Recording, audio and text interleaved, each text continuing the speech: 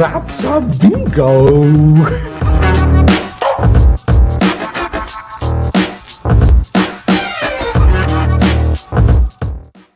Is that the way you say it? That's a bingo. You just say bingo. Bingo! How fun!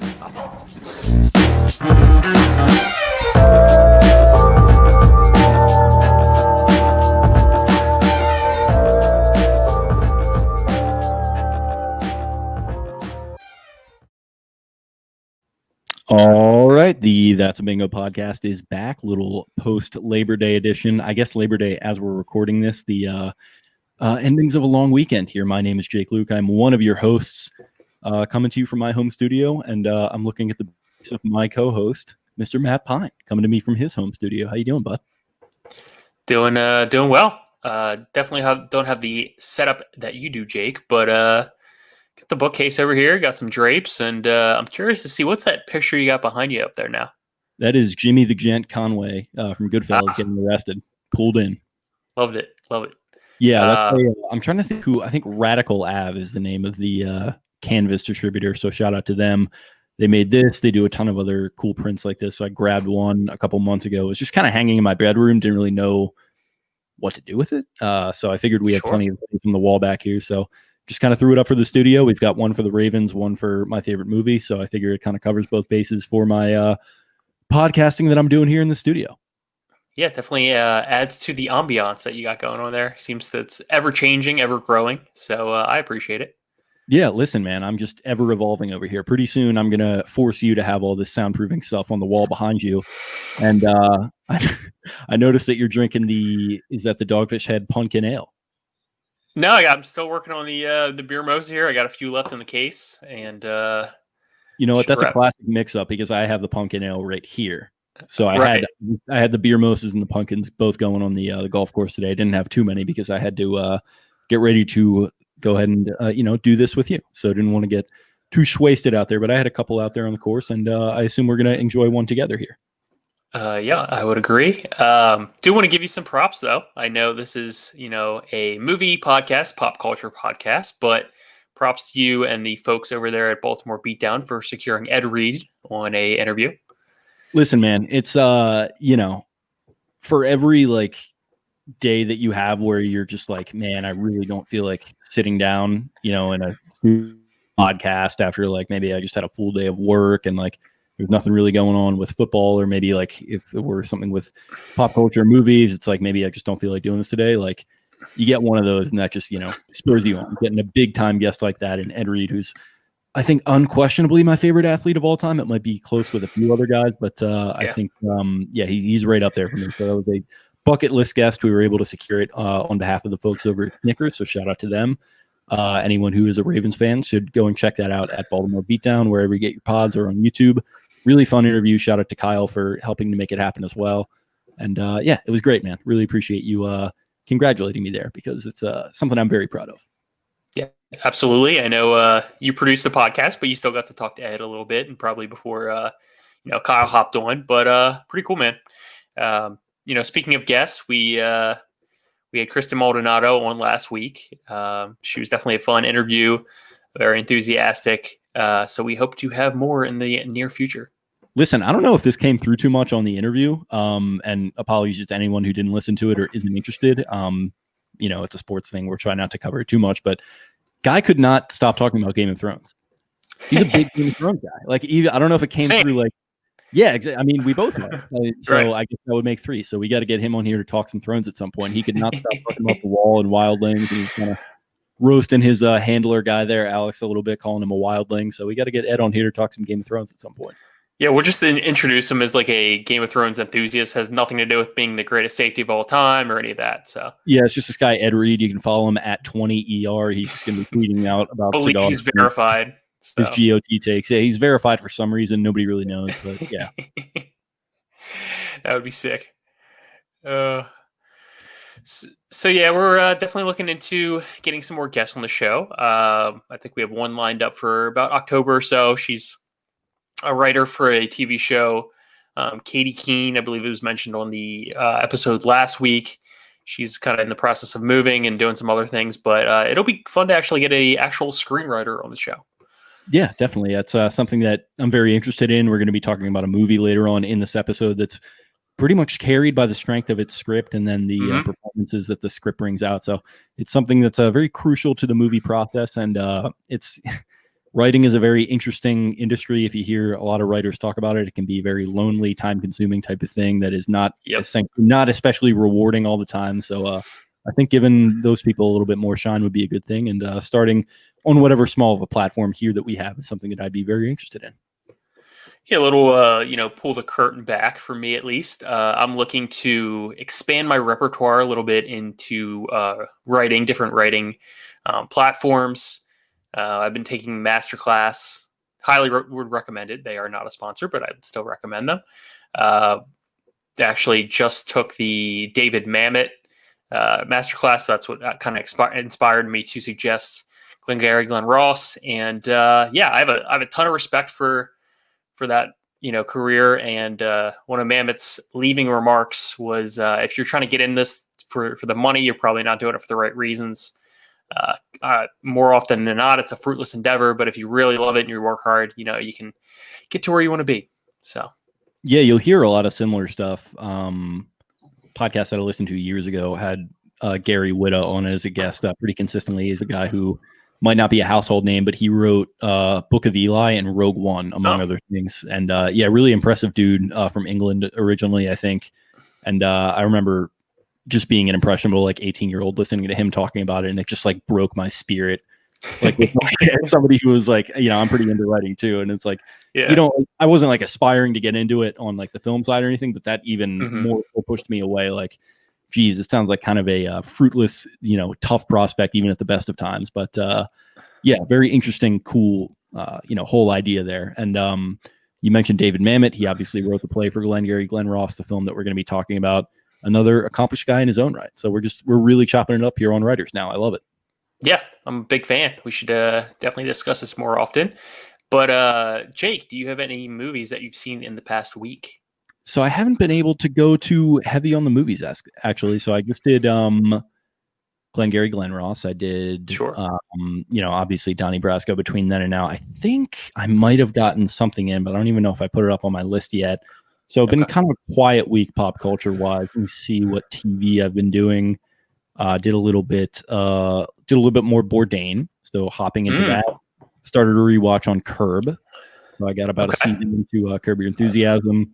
And just a couple of late night, just throwing an Entourage and just kind of pass out to that. So nothing too crazy pop culture wise, just sort of stuff that I've already seen and, nothing to really dish on, but I'm sure you've got a couple picks that we can discuss here. I do. Before we move on to that, though, I did want to touch on Curb a little bit because I know we've said before that we probably are going to do a season at some point, something along those lines. But from what I remember, I know I got into it a little bit late, but from what I remember, season 1 is really slow, and then it kind of picks up speed when you get to season 2 or 3. Yeah, so it's interesting. I mean, it's a show that the dialogue is entirely improvised. Mm-hmm. They do this thing called I think retro scripting, where they write the story scene by scene. They just write what is happening in the scene and how it all ties together, but the actors just kind of stage the dialogue. So that can be something that obviously it wound up turning up pretty great, but when you're an actor in the year 2000 and you're given the instruction to do something like that, and it's with this weird kind of quirky, dyspeptic dude like Larry David, it's how is this going to work? And there's some uneven sort of clunkiness to it, but it's season 1. You mentioned that it's a little bit slow. I mean, I don't know if I would necessarily say that, but each episode is very much its own thing. It's less the sort of story arc thing that they go for every other season. Kind of beyond that, it's just kind of one-off episodes. But they hold up really well, man. I was watching them. They're still really funny, good, that holds up for the year 2020. And give me 1 second here, Mike. Sure.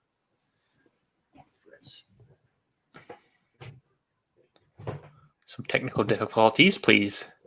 Yeah, Stay with us. Forgot to plug my laptop.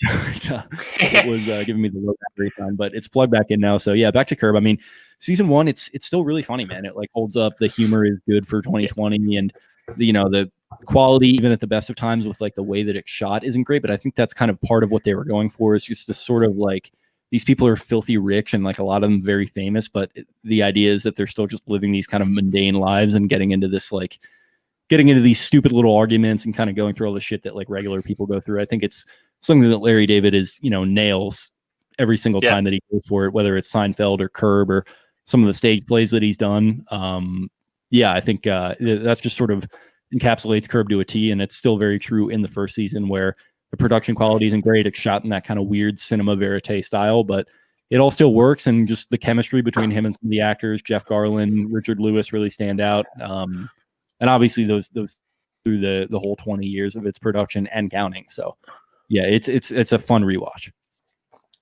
Yeah, I think that type of production, it lends itself well to improv actors, to comedic actors. So you need really the right casting. I think it segues pretty well to the first movie I want to talk about from my watch this week, which was Best in Show. I don't know. Have you seen it before? I have. It's been a long time, but my mom is actually a big fan of it. She loves dogs, and yeah, I mean, I do too. So like, it's a funny watch. And it's one of those weird movies that we say this all the time, but like, would they make that movie this year? Probably not. And I think that's all the better for it. Like, it's just kind of weird, interesting premise that it's not really about anything other than like people and kind of the weird quirks that we have. So it's good. I got to revisit it. I haven't seen it probably in 5+ years. Yeah, this was my first watch, recommended by a friend. Now, is this a Tim Blake Nelson? Am I remembering that right? Nope, he's not in that. It's a Christopher Guest directed. He also acts in it. Jane Lynch, Michael McKean from Better Call Saul. It's hilarious. I'm a sucker for mockumentaries. So I love this. I love What We Do in the Shadows. Just love that humor, that type of genre. But yeah, like you mentioned, it's about like a dog show, the lead up to it, the characters. It was just extremely well written, but they also improvised, I believe, over 50% of it. So really impressive for a movie. And these trying times, as we hear every day, basically, just a good fun watch. Yeah, definitely. That's I've been seeking out a lot of that content over the past 6 or so months, and I'm gonna try and revisit that. Is this an HBO Max pick? This is on Hulu, I believe. Gotcha. Okay, well, I'll check it out. I thought Tim Blake Nelson, when you brought it up, or when you were tweeting about it, I thought he was the guy who played the redneck with the bloodhound. No spoilers. That was Christopher Guest, who's also the director. Oh, okay. So I thought, for whatever reason in my memory, maybe just because we've been so zeroed in on TBN, TBN the last couple of weeks, I've been heavily focused on him. But yeah, I'll have to check that back out. I do remember really laughing upon my couple viewings of it. Yeah. Second movie I saw was Cloud Atlas. Easily one of the worst movies I've ever seen in my life. Sick. You don't really expect that from a Tom Hanks or a Halle Berry type performance, but I guess for me, like, I'm not a big fan of the subplot when it comes to movies, like feature films. I find that I can follow the story a lot easier when there aren't like 6 or 7 subplots going on. It's very similar to Magnolia. If you've ever seen the Paul Thomas Anderson movie, Magnolia. I've heard of it, yeah. I don't know. I just couldn't really follow it. Like, it was futuristic. It was a lot of time travel. Tom Hanks played like 6 or 7 different roles in the movie. Just really extremely boring and like 3 hours long. Would not recommend, but it's one of those Netflix movies that, you're grasping at straws with Netflix these days. So yeah, it's kind of different, like Netflix wise. I think I've said it on this podcast. I'm so hit or miss with a lot of the stuff they're doing, more often miss. And even when they do have a good TV show, I'm just kind of not in on it because I think they're going to cancel it no matter what. And so, yeah, I mean, some of these movies, like, I'm not sure, other than, does The Irishman even really count? I mean, it is a Netflix original. I would count it, but okay, that's kind of a different category for me. Yeah, that's kind of, I love that. I have not seen Roma. I've heard that's very good. That's on my list. Mm-hmm. Yeah, that's an Oscar nom, I think. Yep. Yeah, there's not a whole lot going on there. It's interesting because we keep hearing that streaming is going to be the future, and I personally think what streaming should do is try to become what these art house studios like Miramax were in the late 90s and try to make movies like that. I mean, Yep. is that a good idea? Or Yeah, I like the whole niche idea. It's because you pretty much know what you're going into. I just haven't liked any of the Netflix movies from this year, Old Guard, Project Power. So I think going towards that niche idea is really interesting.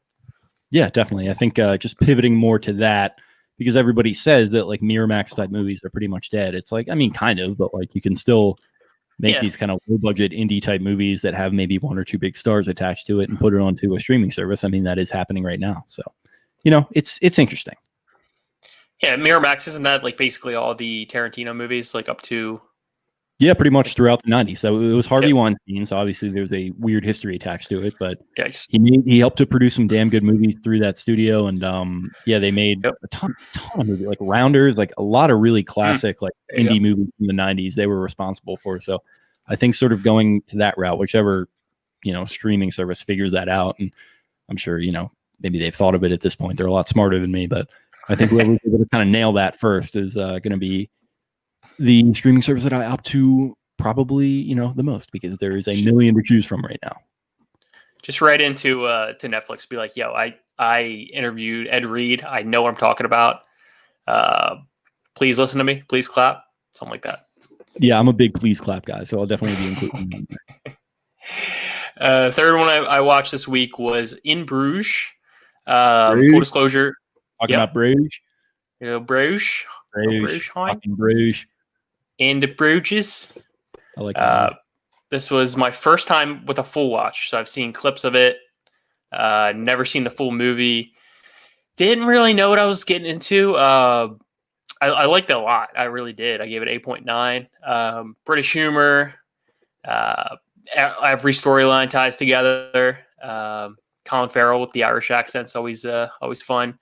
Our other podcasts that I listen to at least, and I'm sure you do as well, but the Lights Camera Barstool guys have their movie-rankings.net, and Ken Jack actually gave this movie a 9.9, which is extremely high, but Ken Jack really vibing with a movie like that. Yeah, I could as well.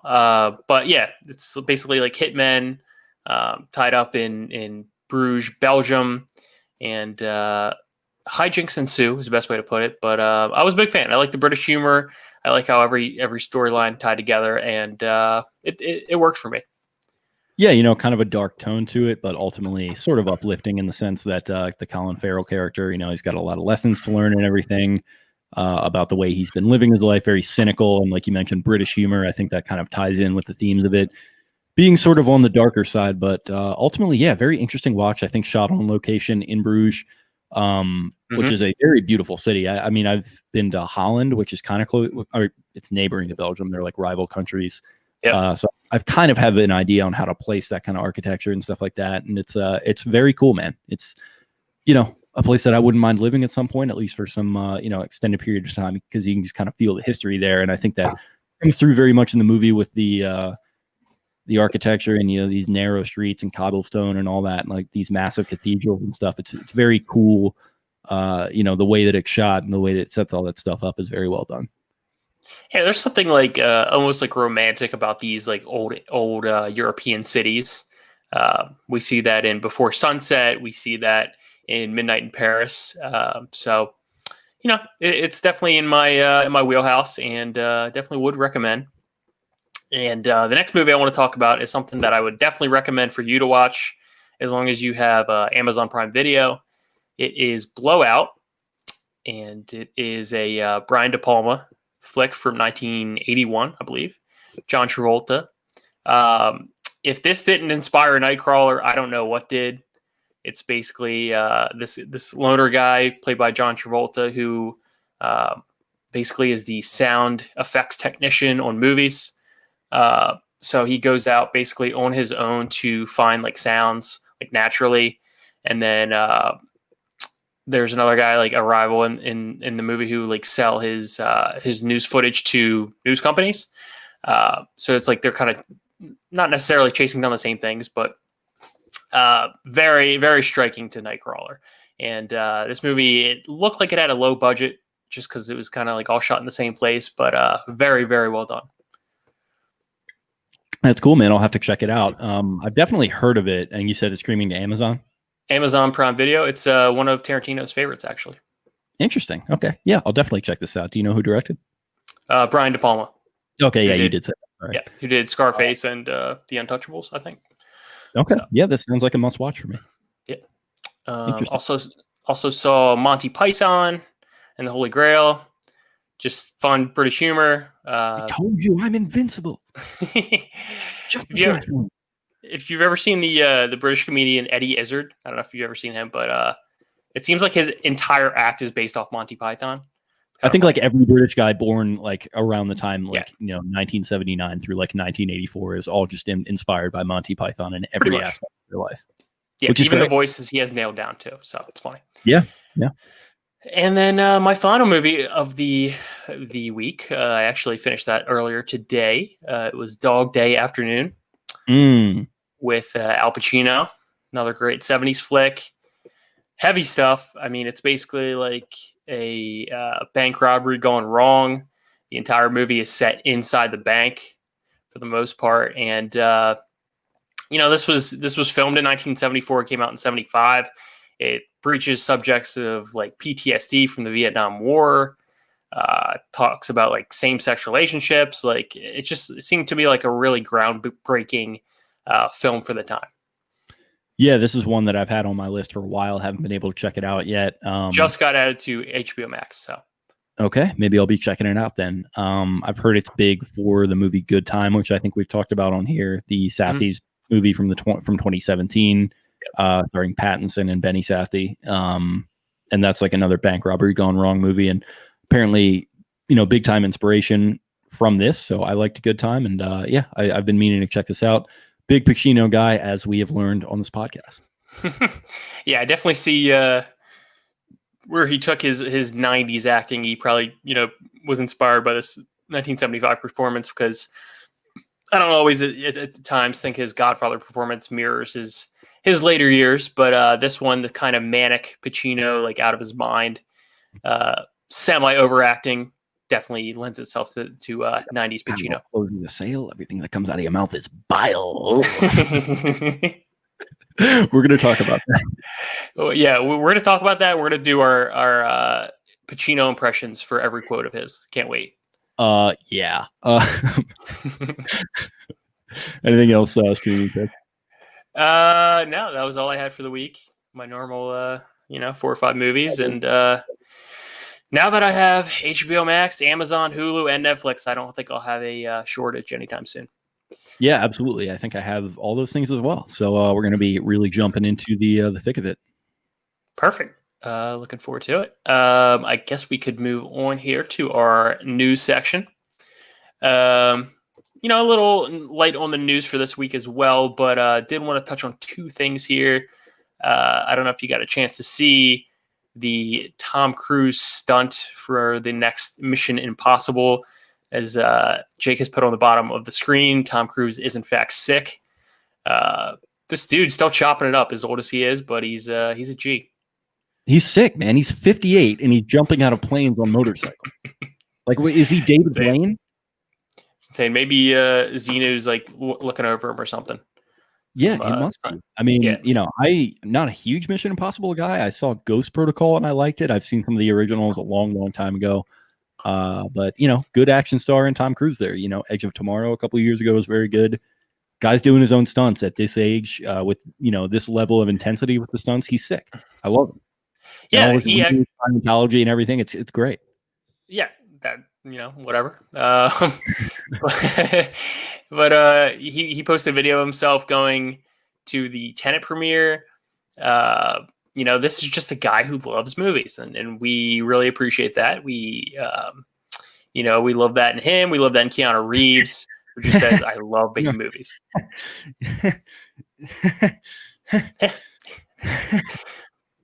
She's amazing. That's Katie Holmes.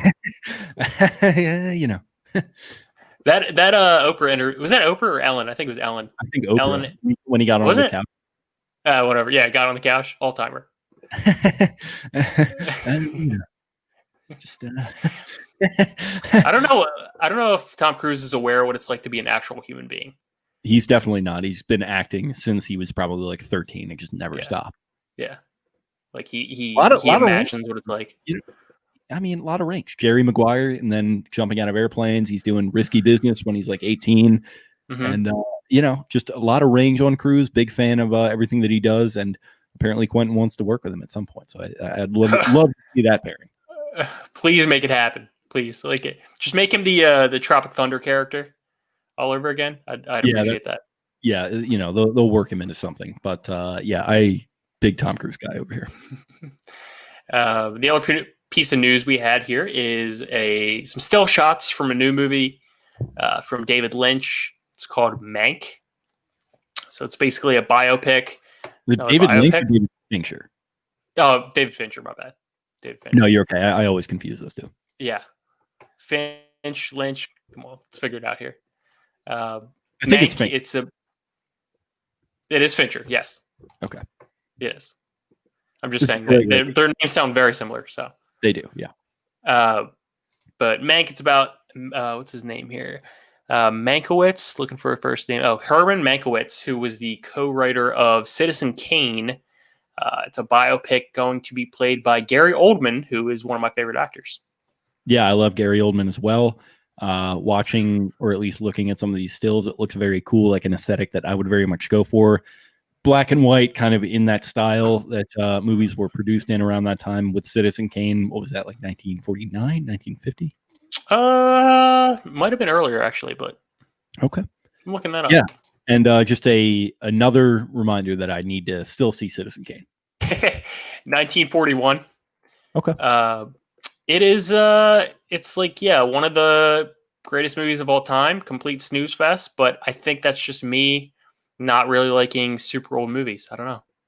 Okay, that's fair. Yeah, I mean, it's hit or miss sometimes. Like, big fan of, some movies from that time. Like, for sure, yeah. 12 Angry Men. Mm-hmm. Yeah, Casablanca. I'll check it out. You need to watch M. It's like the letter M. Okay. From 1931, German film. Just great. It basically inspired Alfred Hitchcock, and it's great. You gotta watch it. Okay. HBO Max. Yeah, I thought that pitch would seal the deal, but yeah, definitely. Any other news items you wanted to touch on? Yeah, there was the we didn't write this down, but Philip Seymour Hoffman's son going to be starring in a Paul Thomas Anderson movie. Oh, please elaborate. It is untitled as of right now. It's a biopic. I think it might be going to Netflix. Let me take a look here. Untitled 1970s set coming of age story. Hoffman is playing the child actor at the center of the movie, which involves multiple storylines and is set in the San Fernando Valley. While the project will feature an ensemble of actors, including Bradley Cooper, Hoffman is the star of the film with singer-songwriter Alana Haim. Benny Safdie also in it. Ooh. Sounds very intriguing. Yeah, I'm a big PTA guy, so I will definitely be checking this one out. Yeah, I like him a lot. I also like, obviously, Philip Seymour Hoffman, rest in peace. I don't know anything about his son, Cooper Hoffman, but, it sounds like a very intriguing pairing. Yeah, Philip Seymour Hoffman, also one of my favorite actors, along with Gary Oldman. He was kind of like a bit actor, kind of like a sideshow guy most of his career, and then he got his chance in Capote in a leading role, knocked it out of the park, won the Oscar, and unfortunately, he couldn't escape his demons, and it was a sad day when he passed away.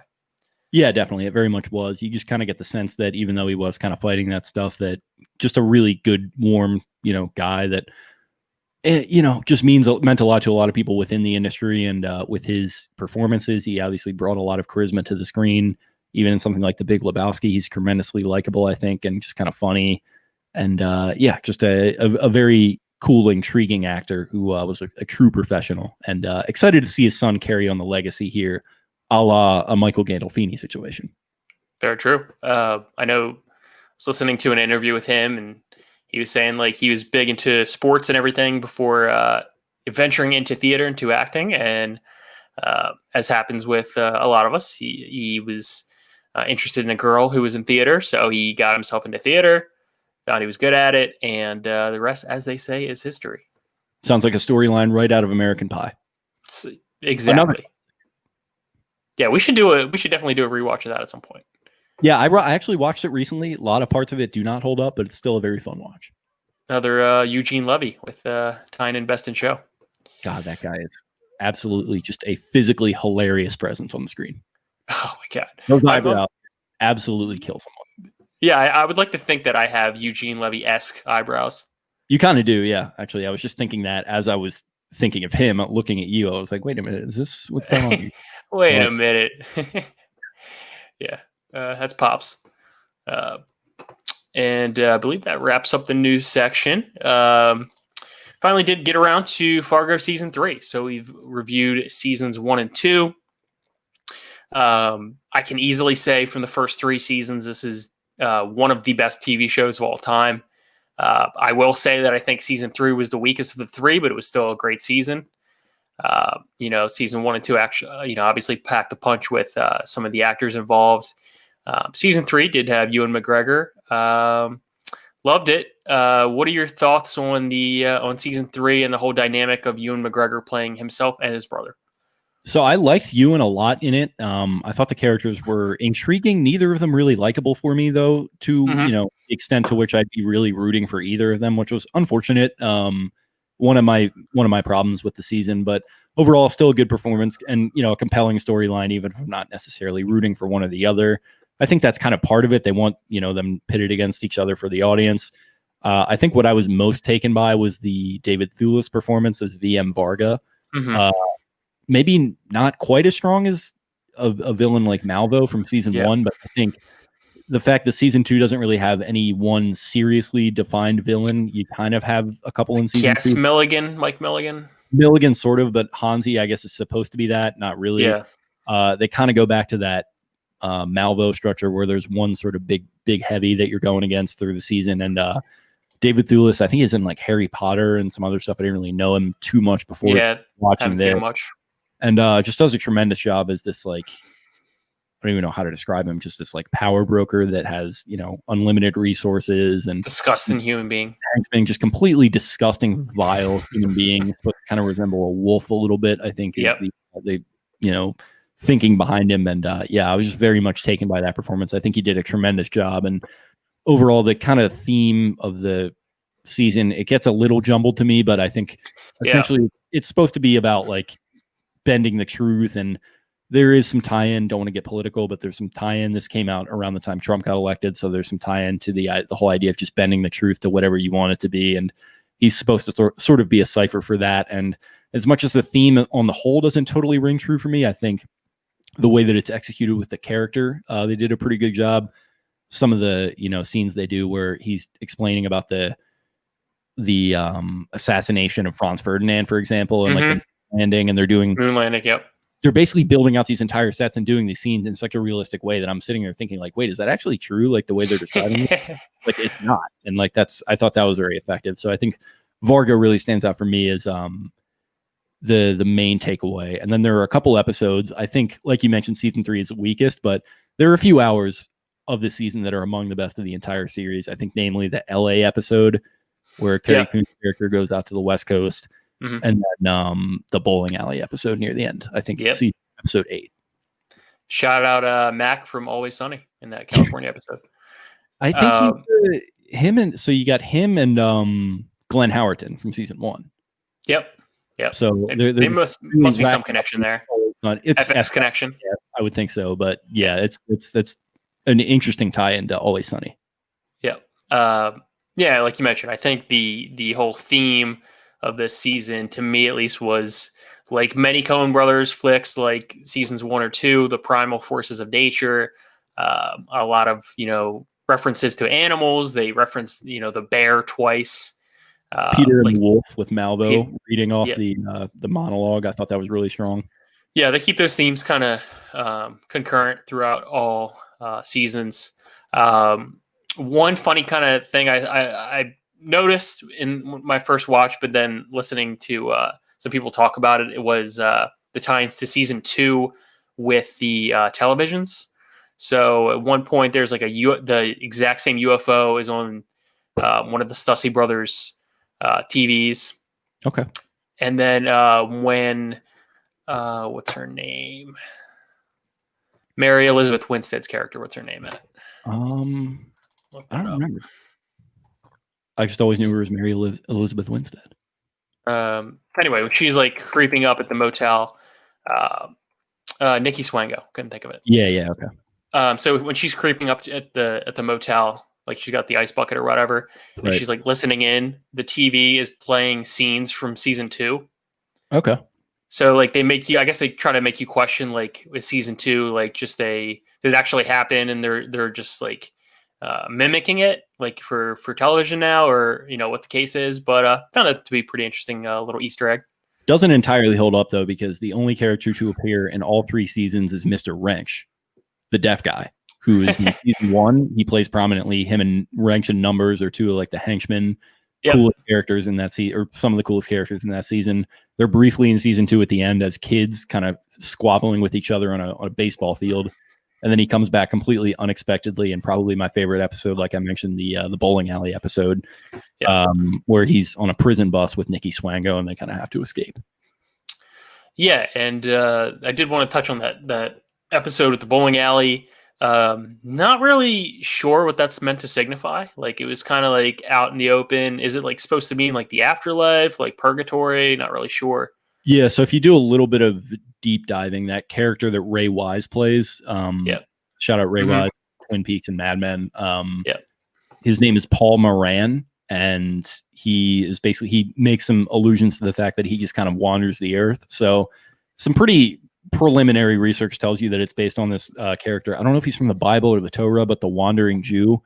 His name was Paul Moran, where he basically just wandered the old world and like the Old Testament, and he was just kind of always alive, like he never aged or anything, and just kind of like went around like telling parables and like saving people and stuff. So that's kind of what it's supposed to be. And in as much as this season is kind of about like this ruthless, sociopathic guy just taking agency and just kind of not really worrying about like morality or justice, I think the sort of tie in there is that this Yuri character, who is kind of the same way in the beginning of the season, he escapes through an act of just selfishness. He basically like turns his neighbor in or whatever to kind of cover for himself.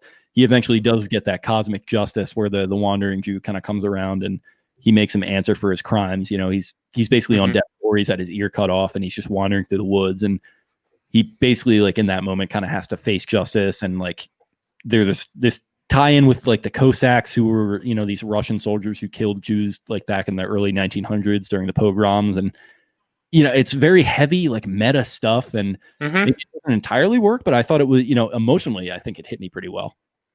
Yeah, I'm the same way. I think, emotionally as well, but I don't know. It just didn't really seem to have the same juice as season 1, season 2. It's just not as coherent. Like, I think, he's trying to say something good and smart, but there's just a little bit too much going on with what he's trying to say. Like, you got to kind of just pick one theme and stick to it.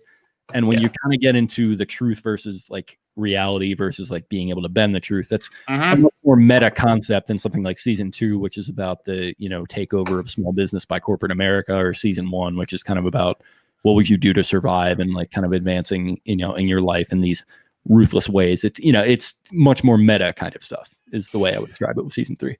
Yeah. And I get a little bit lost in, the whole idea, like, does Gloria Burkle actually exist? Because like she's not detected by like motion sensors. She doesn't exist on Google. So It just I just kind of get lost a little bit in that. I think if they would simplify it a little bit, make it a little clearer to the audience, I think it would play better. Yeah, I think the idea being there that like it's sort of a tie into Marge from the movie, who kind of can't understand the evil that she's facing, and like that's ultimately a good thing for her. I think it's supposed to be that like she's not on Facebook, she doesn't care about technology, and for that reason, like she's a good match for Varga, I think is what it's supposed to be, because he's using technology to his advantage. But that's me just like speculating. Like I don't entirely know either, which just kind of speaks to some of the issues with it. But yeah, man, ultimately a strong season of television. I'd put it up against a lot of other stuff that I've seen, but I think it's a testament to how good seasons 1 and 2 are, that they're still better than this. Yeah, and I think that's why I'm really interested to see what they do with season 4. Obviously, with Chris Rock kind of starring in that role. I think these miniseries seasons can really work when you have that one very strong character carry the season, to a point. I think, Billy Bob Thornton did that in season 1, for me at least, and I think that's why I love season 1 so much. But yeah, it should be interesting to see a follow-up. probably not really, fair to compare the two, but I wasn't like super fond of Ewan McGregor's like Minnesota accent. Yeah, it's I just don't- like I'm kind of with you there too. I didn't like. There was times where I'm like, is he supposed to be Cajun? Like, I don't totally know what he's going for. Gaggy dad gumbo. And I guess there is a Cajun character in it too, but he has a Minnesota accent. Yeah, it's just like there's just plenty of good threads within it, a lot of really strong stuff, but it doesn't all coagulate in the way that the other two seasons do, I think. Like, the reason I bring that up is because like Martin Freeman nailed it for season one. He did, and he never saw the original movie. He said, I don't want to, just repeat what Bill Macy did in that movie. So I just never watched it, and I just took my own thing to it. And, to your point, an English actor, I think Ewan McGregor's English. English or like Northern Ireland or something like maybe, that. Yeah, exactly. So, just two examples of, I think Ewan McGregor did a good job, but it just it wasn't quite as bang up as somebody like Martin Freeman. Yeah. So overall, season 3, very strong. Looks like, season 4 debuts here in 20 days. I don't think Jake and I have exactly, put together how we're going to structure that. Maybe we'll do an episode a week, maybe 2 episodes every other week, but looking forward to it, man. Yeah, man, definitely. Now, why I'm so into this whole series. I think it's a unique idea, taking a one-off movie that is critically acclaimed and just kind of does its very own unique thing, and somehow is able to recapture that and in some ways be better than it, I think.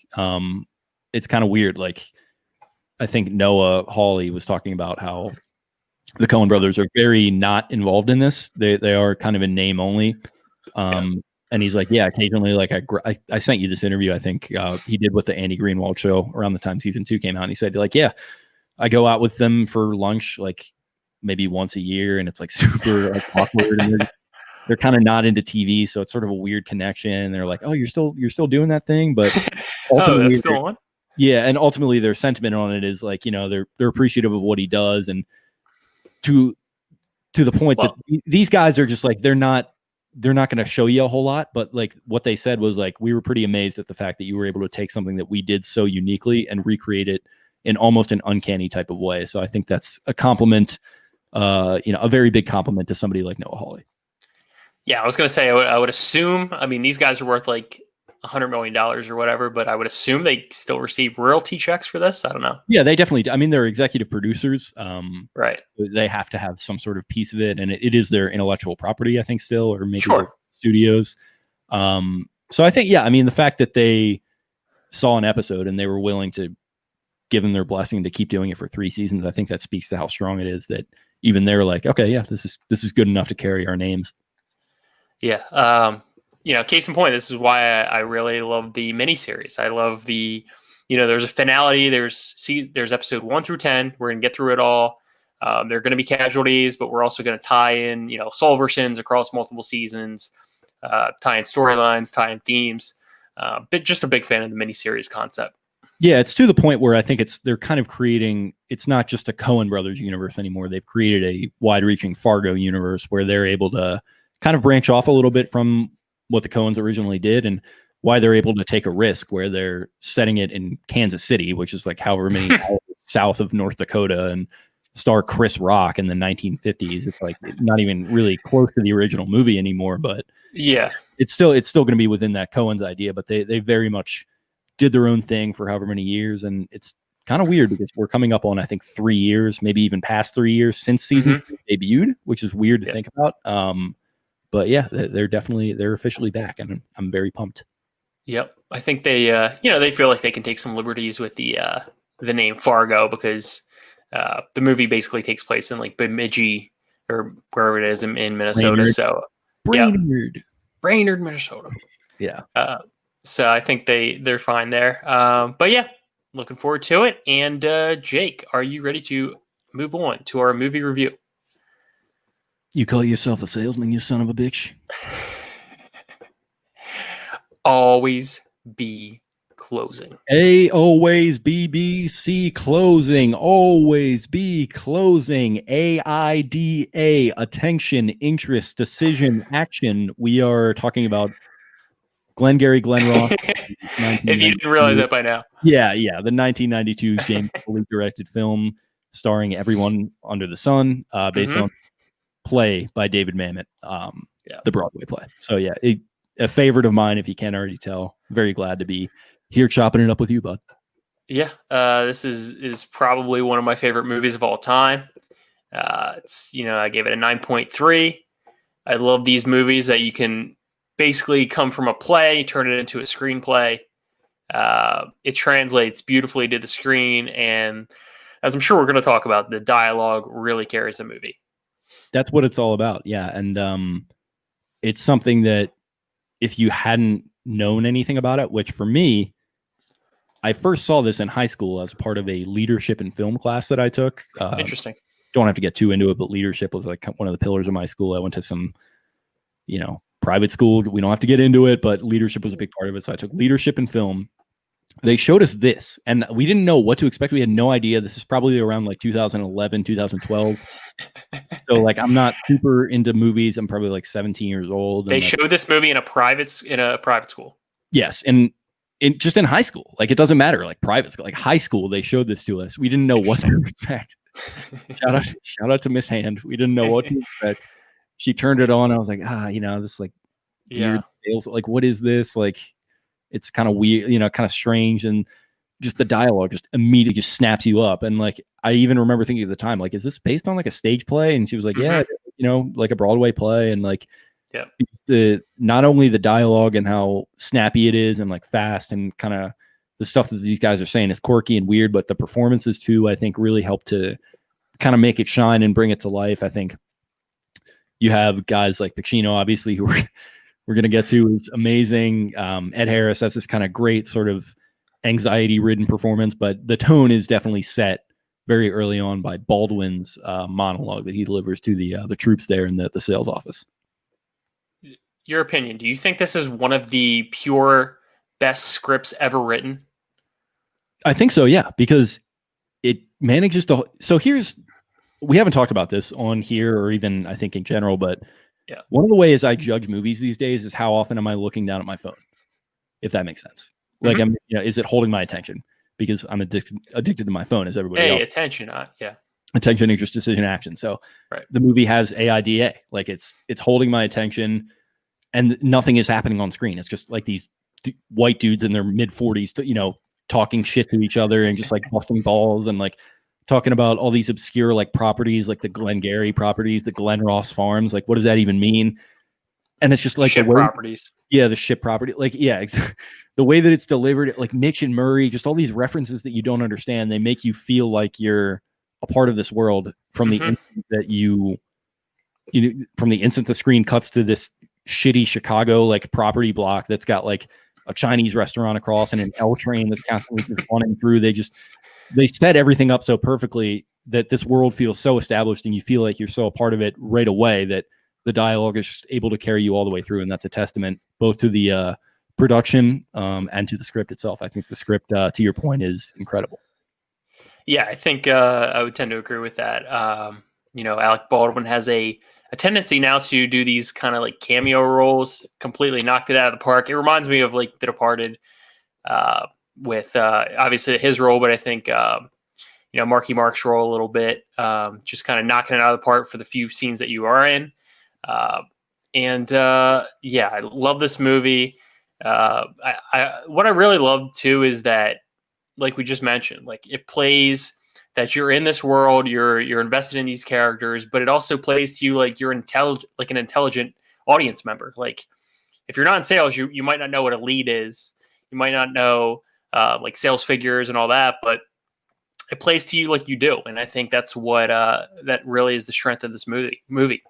So, yeah, I love when movie makers do that. They don't, and like I mentioned, I think this is kind of a problem where these kids are growing up with phones now, so everyone just assumes that they're incredibly stupid and their attention is diverted, and maybe they are in some ways, but I don't know. Like, I don't think it's fair to assume that an audience is stupid, and I think, in fact, doing the opposite is really going to be something that rewards you in the long run because it's going to keep them engaged with it. And to your point, this is a movie that does that incredibly well. And I just think the aesthetic of it is something that you immediately understand. It's all these dudes in loose fitting, terrible suits that they got from Joseph A. Banks, and they're sitting in these coffee shops and these Chinese restaurants, and it's just this suburban like hellscape, and like, you know, kind of this post-American dream type thing where, you know, a lot of these dudes got sold a bill of goods on, you know, pun intended, got sold a bill of goods on what being in sales was like, and it worked for some of them, it didn't work for others, and ultimately they're all just kind of losers in the end. And I think what really helps to drive that point home is the cinematography and sort of the noir style that you get with like some of the neon lights with the Chinese restaurant, and I think the way that they just kind of sell this undercurrent of anxiety through the whole thing with the train going by constantly and like the low jazz music that's just kind of playing in these really tense moments. Like it's just these things that just kind of, you don't even really notice upon your first watch, but the more and more times you watch it, you're rewarded by realizing like, oh, that's how they drew me in here. That's like what they're doing. Like it's really well done. Yeah, and another thing from this movie too that I really love is the one-on-one nature a lot. You know, you see Shelley Levine and John Williamson together. In the machine. Yep, machine. You see, I am the machine. Fuck the machine. You see, like Alan Arkin's character, George, what is it, Aronow? Yeah, Aronow, and Dave Moss, and you know, Ed Harris's character does all the talking, and Alan Arkin just repeats what he says and just agrees with him. Like, I just love the dynamic between the one-on-one characters. It's great. Yeah, I think that's something that Pulp Fiction came out a couple years later. I think that's something they nail in the opening scene of that with Pumpkin and Honey Bunny, just with the fast kind of dialogue, just sort of, and you're just kind of thrown right into it. And like you mentioned, there's no presumption that the audience needs to have expository dialogue set up for them to understand why. There is expository dialogue, but you can't understand it because they're talking so fast. And like you mentioned, they're talking over each other a lot of the time, not even really talking to each other. They're sitting there in a booth and they're just like, it's like Moss is kind of talking to himself and the Arkin character is just kind of repeating the same thing back to himself. And it's like, I don't actually understand what's going on. But for some reason, at the end of each of these series of conversations that takes place throughout the film, you understand the stakes at the end every single time because they just hit on the few key points that they need to hit on, and the rest is just kind of entertainment. Yeah, definitely this cast was extremely strong. I did want to mention, though, that James Link's character is played by Jonathan Pryce, who's in Game of Thrones. He's in Game of Thrones. He's in The Two Popes. Kind of came on like really strong later in life. I didn't really, I hadn't seen anything in this movie as he as the High Sparrow in Game of Thrones. He's a sociopathic, like religious figure. In this, he is a beleaguered, kind of belittled man who's beholden to his wife, and just does a really good job of selling that. Yeah. Didn't really expect that from him, that type of performance, but he was great. Obviously, love Kevin Spacey in this, love Alec Baldwin. Jack Lemmon, who plays Shelley Levine, I'm not really familiar with his work prior to Glengarry Glen Ross, but he was great. He played the perfect role of like the slimy salesman, do anything he can to get ahead, pretty desperate by the end of it. And I just can't say enough about it. Every character kind of has their own sort of vibe to them, where Roma, the Pacino character, is sort of the typical like used car salesman type guy who's just kind of doing whatever he has to do to sell you on this, glamorous lifestyle that he may or may not actually be leading. With the Dave Moss character, it's sort of the anxiety about like, how he couldn't actually make it in sales. And, he's pissed off about that. And he's sort of, kind of regretting about his position in life, and he doesn't really know what to do about it. With the Arkin character, George, he just sort of bumbling around. And I think Arkin actually created this backstory for him where he was like a teacher or something a couple of years prior to the movie, but he got laid off. So he had to go into sales, and he doesn't know what he's doing.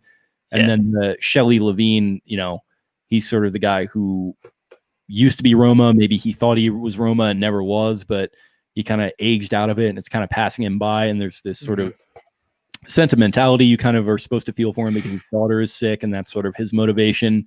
And then just at the center of it all is the Spacey character, who's just this robotic kind of calculating office manager who's just totally beholden to Mitch and Murray, who are the partners of the firm, and just kind of doesn't like anyone. Like, none of these guys like each other, like except for like Levine and Roma kind of, but like none of these guys, you get the sense that, and like this is kind of maybe a thing that's native to U.S. offices, but you get the sense that like none of these people are really hanging out all that much, and like that's kind of a realistic thing. They're not hanging out outside of work. That's kind of a realistic concept for, you know, the office culture in the United States, or at least it probably was around at the time. And then I think a movie like this and a movie like Office Space really helped to change things for the better, for kind of exposing sort of the negative, toxic culture that existed in these types of places.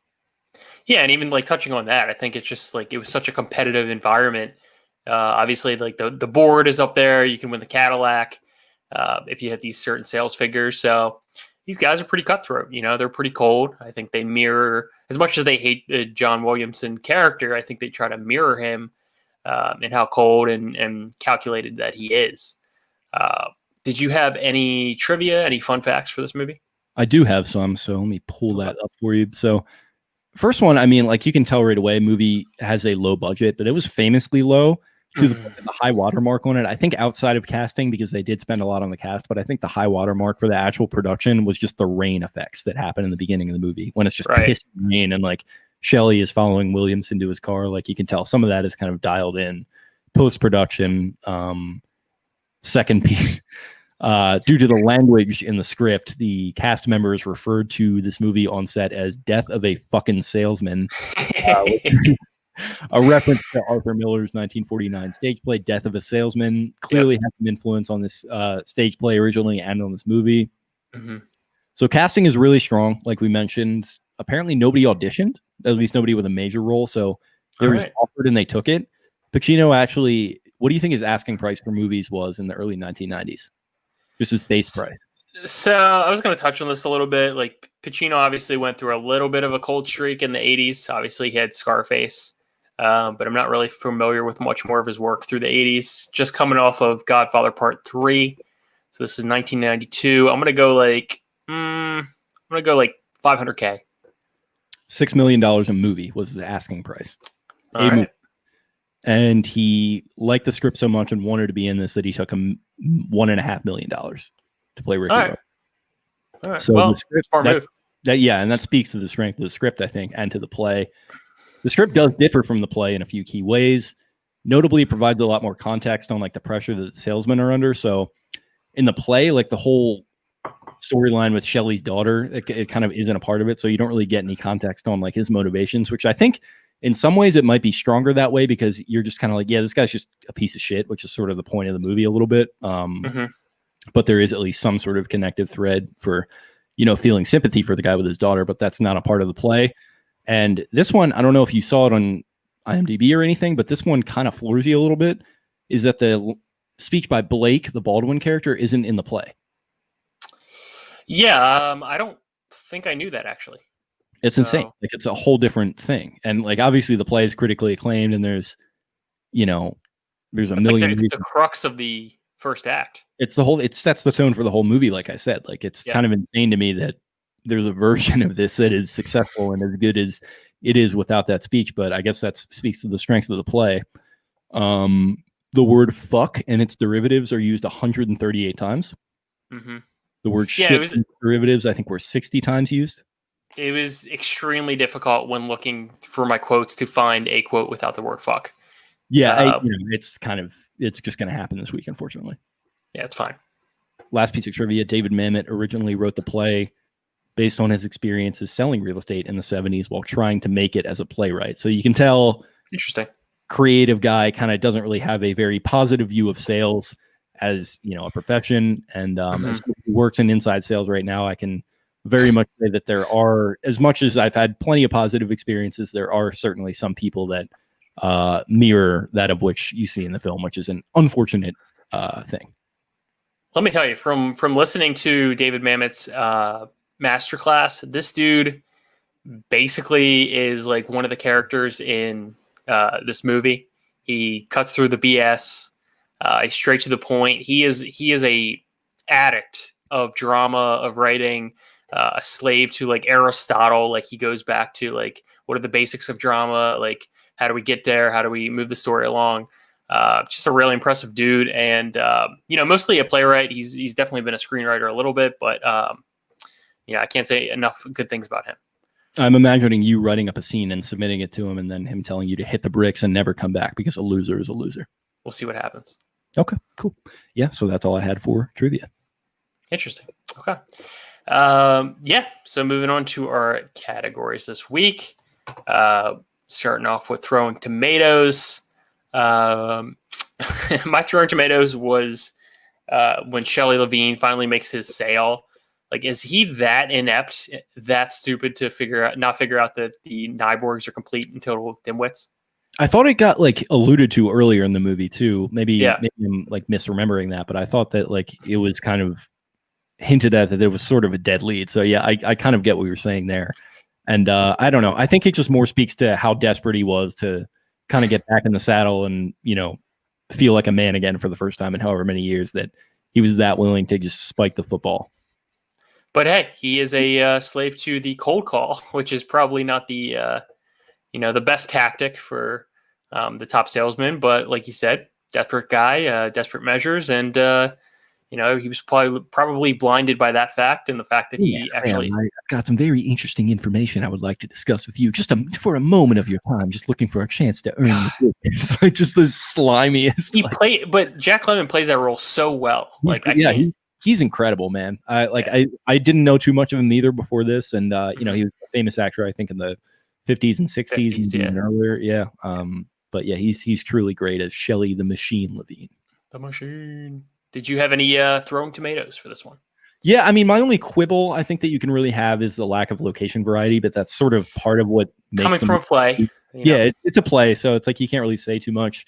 Yeah. I guess that would be the only quibble some people maybe would have, is that it doesn't try to be anything more than what the play was. Mm-hmm. Which, if you want to make that argument, fine, but I certainly wouldn't. I think it holds up very well in its own right, regardless. Yeah, I believe the only different locations are the Chinese restaurant, the office, that little alleyway where Levine and Williamson meet, and then the car, and then the house of one of the clients for Levine. I think that's it. Yeah.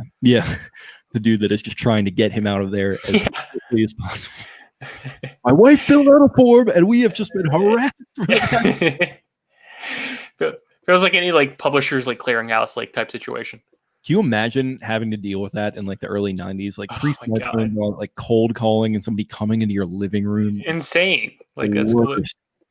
Feels like like plane, trains, and automobiles where John Candy's like selling like shower rings, like just insane. Yeah, it's something else. So next category is That's a Bravo.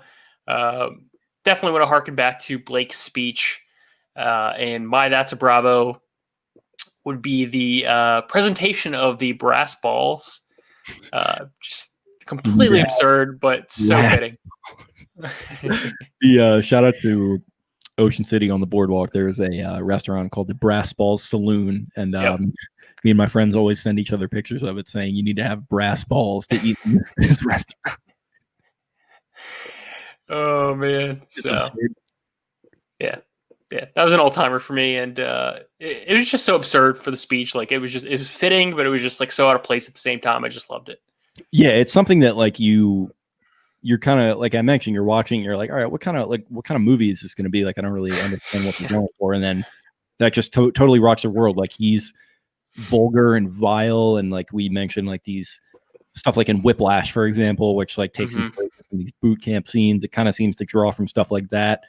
Just a dude who, like, you think about sales and you think about these guys just trying to sell this like perfect image and this perfect life to you, and trying to like just be really friendly. Like you don't really think about all that often but like the fact that behind the scenes these guys are really just bastards, and like they just like ball busters, and there's just all this like macho bravado bullshit, and like it speaks to sales, or at least the idea of sales, that Mamet and the guys who made this movie are trying to make, that Blake is like this very successful salesman. He made $950,000 last year.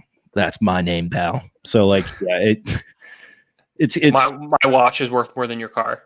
You drove a Hyundai to get here. And it's one of my quotes. BMW. That's my name. Yeah, it's like an absolute like dickhead, like schlocky salesman from the early 90s who's really slimy, and his hair is all perfect, and it's peak Baldwin. Jordan Belfort-esque. Yeah, like that idea, like Michael Milken and all these like, corporate raider bastards from the late 80s and 90s. Like it's kind of that same idea, just in a different industry.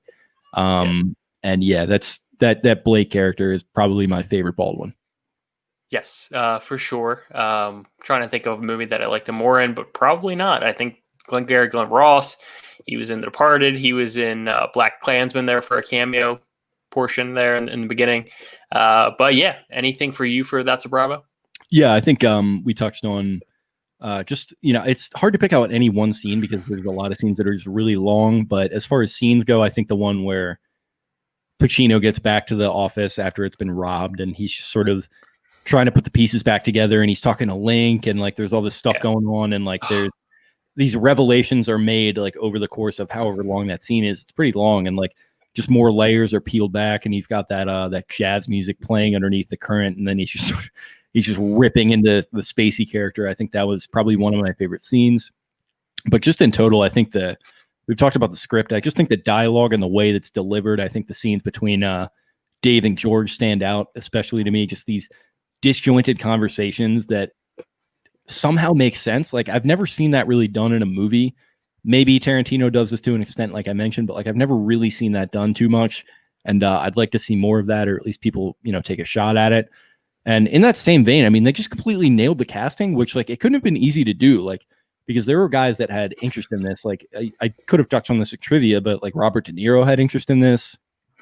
Joe Montana, who played Ricky Roma on the Broadway version, he wanted to actually play Roma in the movie. They wound up going with Pacino, but another great actor in his own right. And ultimately, my last That's a Bravo is I just think this is just Pacino being the most Pacino possible. That's a good fuck you've ever had. That's a good point. When he's in the Chinese restaurant, he's kind of like playing the long game with James Link, and we don't actually see the sale getting done, but you can tell he's just kind of like coaxing him into the sale, and that's peak Pacino right there. Yeah, it is. He's just holding the entire scene, like the camera's on him the whole time. It cuts to Link briefly, but Link says nothing. Like he's just talking the entire time, and it's just like he's not dominating the conversation. It's almost like he's talking to himself weirdly. Yeah, pretty much. Yeah, it's insane. Like he's just kind of like a tractor beam, just drawing him in. And as much as like you want to bag on like the schlocky sales tactics and stuff like that, like it clearly works at least in the movie, and I think that probably works to an extent in real life a lot of the time because he's just sitting there, just droning on, just drinking his whiskey. They say you should not drink alcohol in the heat. They say it dehydrates you. So that was actually a change in the script. So this is originally supposed to be the winter time, and instead of rain, it was supposed to be snow. So he was actually supposed to be saying like you don't drink alcohol when you're cold, but it definitely fits better when it's heat out. So I don't know. Yeah, it definitely works better the other way around. Yeah, because it dehydrates you. I don't know. And behave like it. You think it's another act that way. I don't know. I don't know about Robert De Niro in this one. I don't know how that would have played. Who would he have played? Would he have done the Blake or something a little more low key? I would have seen him being maybe the Dave Moss character. Yeah, I could see that. Would have loved to see Joe Pesci in this though. That would have been a treat. Yeah. He might have been too much for this. Like that would have been too perfect a fit. Joe Pesci is Shelley Levine the machine. Come on, why are you breaking my balls here? I'm trying to get my stick going out. It's fucking medication. Leave it alone. My daughter. Come on, I'm Vincent Gambini. Oh man, that would be great. I just closed that fuck. I went to the fucking Nyborg's house. We had a shot and everything. It was the fucking greatest moment of my life. I'm back, baby. Put me on that fucking board. I'm sure I would have made the sale. Oh my god! That would have been incredible. That would have been a great. Would have been Shelley for sure. For sure. Oh my god, yeah. So our next category is keeping score. Obviously, with this being such a low budget movie, not really a big opportunity for licensed music. I think there was only one licensed song, I want to say, at the very end. Blue Skies in the closing credits. For me, the score of the movie is really the dialogue, the snappy dialogue. we've talked about it before, that in No Country for Old Men, that the dialogue is the wind. So I think you can take some some leniency there with the whole music theme. Yeah, I mean, it's that, and it's just that like low humming jazz music that you can barely hear. Mm-hmm. That when it starts to really kick up, it kind of goes with the tone of the scene. When it starts to get really tense, you can kind of really notice it. And that's just something that's really smart that you do as, with sound design and with direction. Is you don't have a huge budget for a soundtrack. Well, then get creative with it, buy some like stock jazz music or whatever, and, use it to create tension, as opposed to like, okay, well, this is like Goodfellas, and we're going to get every, like big budget, like song under the sun from the 1970s, and we're going to just blow it out. Like, we don't have that luxury here. So we're just going to be smart with what we have. And to your point, not a lot of licensed stuff, not a lot of recognizable stuff, but I think it's almost better that way, because the music just sort of fades into the background and complements things without really getting in the way of it too much. Yeah, and I think in movies, you almost have it like where they have big budgets, they feel the need to insert licensed music where it shouldn't be or where it's not necessary. This is all about the dialogue. This is all about character development. And it really fits the Chicago feel. It really does. It's a great Chicago movie for only taking place on one street. Yeah, so you get the L train there, but otherwise you would have no idea that it was Chicago or where the locale was. So big props to the director and the whole team there. Yeah, definitely. So what do you say we have a little bit of fun here with some quote and quotables? I say if you want to do it, act that way. Definitely one of the most quotable movies of all time. I think that's fair to say. We've touched on the "Always Be Closing," the AIDA. What other quotes you got here, Jake? To that same thing, "Coffee is for closers." That is one of the most quoted lines of the last 30 years for like anything ever. Like, and people say that without even knowing the reference originally, I think. Yeah. Put the coffee down. Yeah. They say that like I mentioned, I work in inside sales, like that coffee is for closers. That's been said. And I'm like, oh yeah, that's a great movie. And they're like, what? Did they ever let you have coffee, Jake? They do. It's not great there. And thankfully been working from home for the last half a year. So I've been doing what I have here, thankfully. But yeah, what do you got? Keurigs are for closes. Keurigs. That's what it would the be. 2020 version. Yeah, it would be some dude like wearing a bomber jacket with like put your phone down. Get off of Instagram, you fucking All right. We need to make that. We need to submit this script here. The millennial or like Gen Z version of Blake's speech. I don't know, man. We gotta write this up and perform it on a future episode. Thirst traps are for closers, my friend. You close that fucking Instagram app right now. The leads are just like Instagram models. Like, did you reach out? Did you get our product on Alexis Wren's page this week? Walk off of MailChimp and hit the bricks right now. Yeah. Oh man, we're having too much. Great. Yeah, not enough fun actually, in my opinion. Let's see what else I got here for quotes. We already talked about it, but in the initial speech, they're having like a little bit of a back and forth between the salesman and Blake. Dave Moss goes, "What's your name?" Blake says, "Fuck you. That's my name." You, that's my name. Great delivery. Leans over him too, like it's great physical like comedy by Ball. I think to kind of dominate the room. And then obviously goes into the, why, mister? Because you drove a Hyundai to get here tonight. I drove a Hyundai to get, like, he just, like, hits these fucking, like, it's just incredible. Like, he just chews it up in every second. It's the best. It's magical. It really is. Good father? I don't give a shit. Or, nice guy? I don't give a shit. Good father? Fuck you. Go. It's terrible human being, but hey, he gets shit done, apparently. Yeah. It's, then another one. No, I think it was in the either in that same scene or the next scene where he says, "The leads are weak. You are weak." It's just constant beration. Like, just it's very enjoyable. Yeah, that whole scene is it's a quote. I mean, it's 8 minutes, so we can't do the entire thing, but that entire scene is probably my favorite quote in quotes of the entire movie. Yeah, if we didn't get in trouble, I'd definitely put that up on our IGTV the full 8 minutes, but You could probably do some of it, right? yeah, I'm sure. Okay. Probably do a clip or something. We'll figure it out. Yeah. Any other quotes from you? Fuck you, Dave. You got a big mouth. You make a close. This whole place stinks with your farts for a week. How much you just ingested? Oh, what a big man you are. Come, I'll show you how to chew it. Oof. Your pal closes and all that comes out of your mouth is bile. Oh, how fucked up you are. Oh man, I'm losing it over here. I might have to take a little 5-minute break just to rewatch these. But I think I've recited that line and that argument between Moss and Roman, my friends, so many times, and they fucking hate me for it. An absurd amount of times. Yeah, Pacino. This 5-year stretch that he's in, doing this movie, sent him a woman with the hoo-ah. He with his ridiculous dialogue. I love it. I love it. Anytime we can chop up some 90s Pacino, I'm here for it. I'm going to tell you something.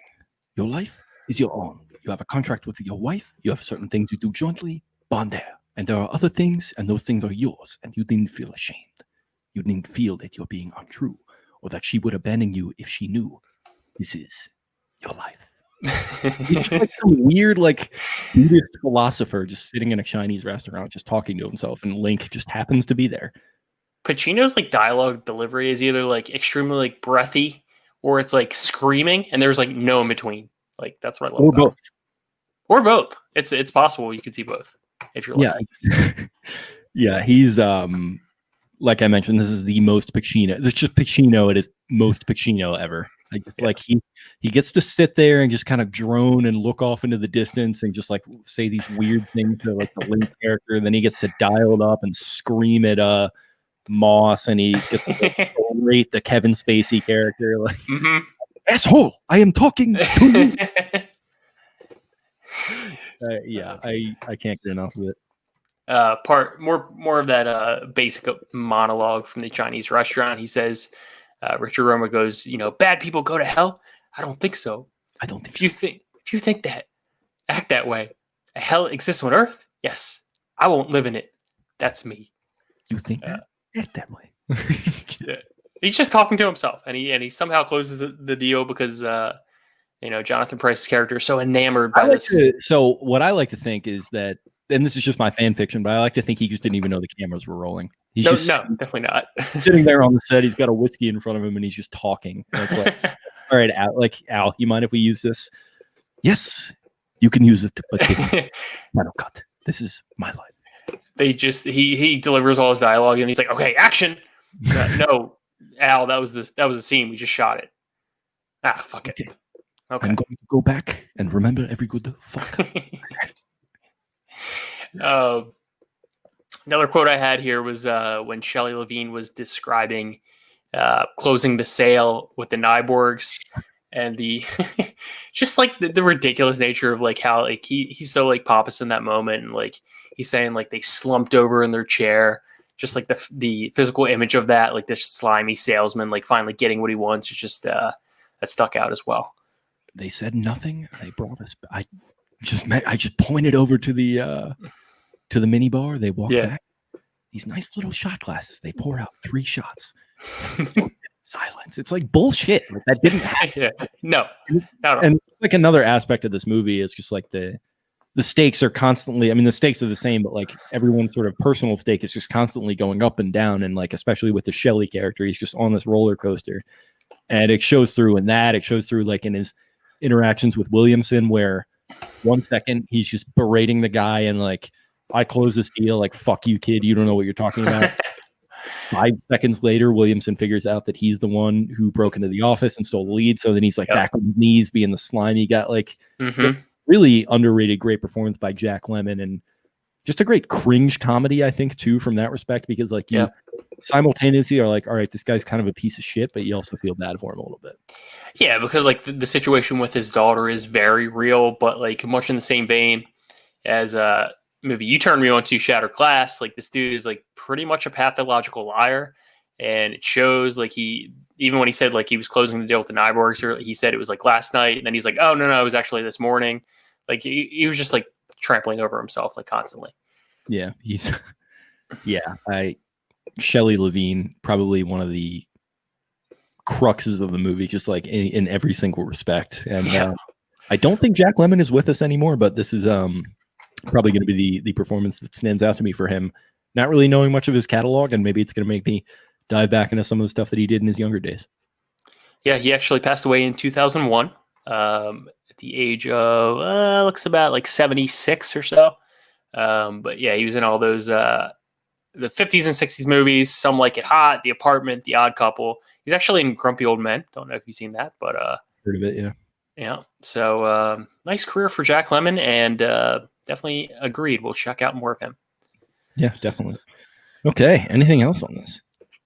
Buddy, that was all the quotes that we've talked about them even when we weren't doing the category. So I'm honestly surprised we didn't just devolve into just reading the script to each other, doing a dramatic reading of the movie on this episode. We went to a special extended cut wherein for the next hour and 40 minutes, Jake and I just read the script.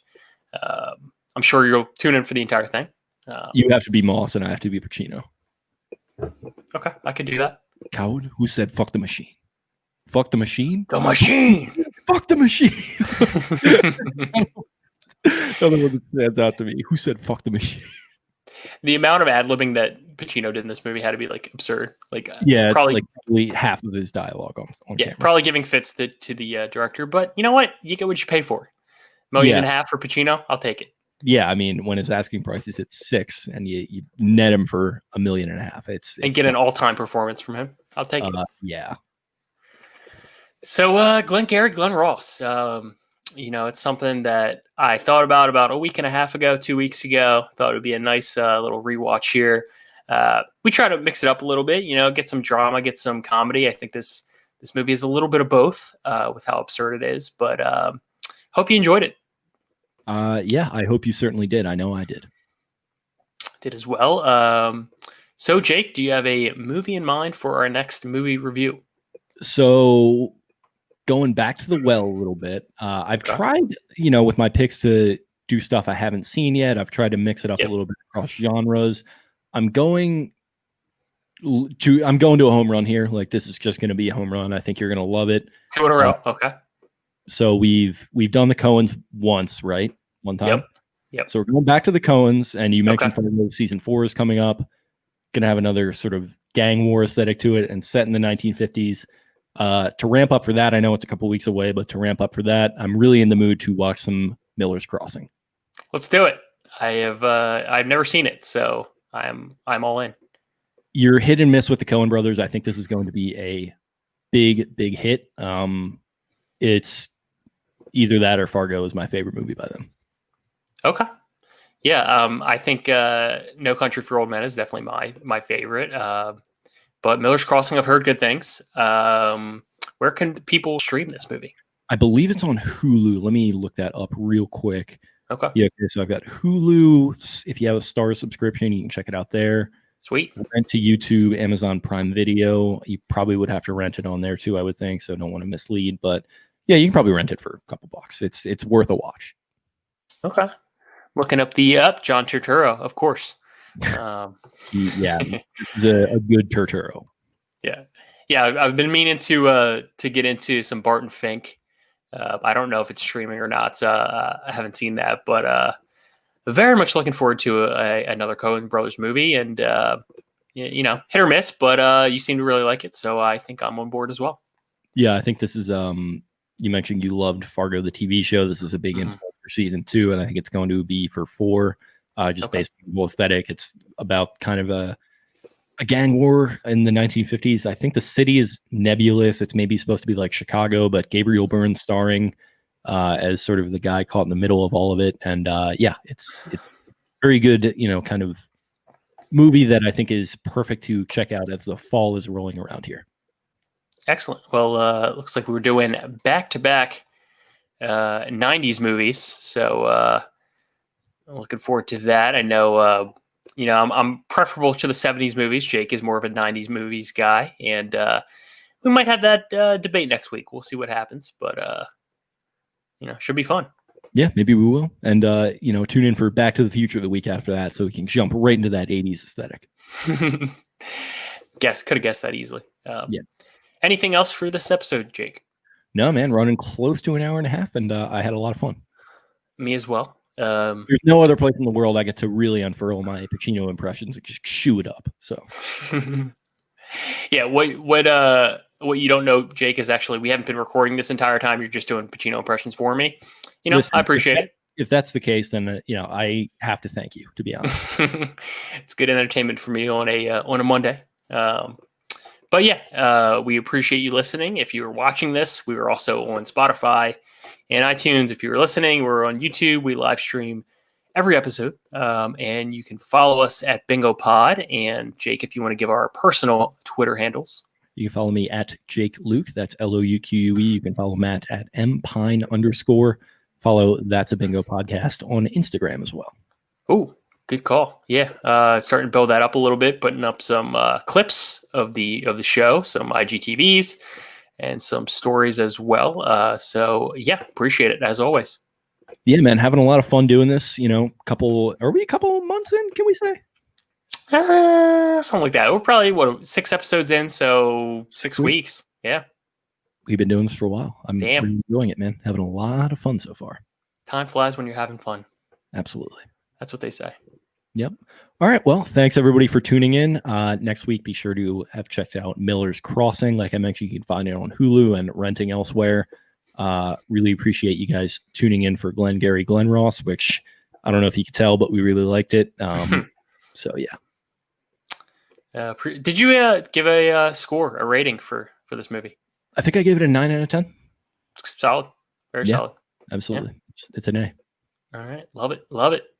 So I guess we will talk to you guys next week. Peace out. Booyah.